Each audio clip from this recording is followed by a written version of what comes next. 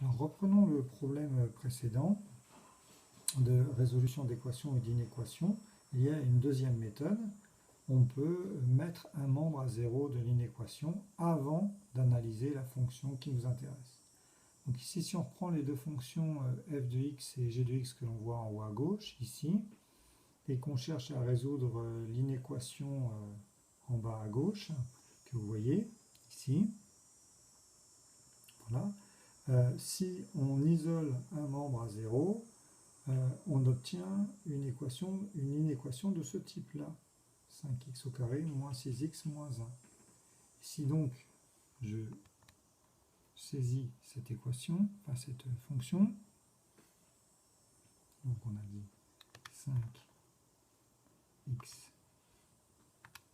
carré moins 6x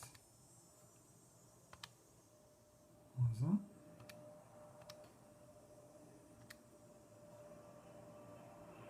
Alors ici, je vais faire disparaître les deux fonctions de la représentation graphique.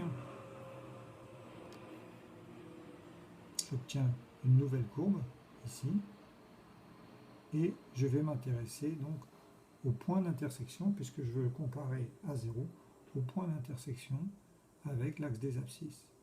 Donc ici vous avez dans la calculatrice un mode de calcul qui calcule automatiquement les zéros de la fonction.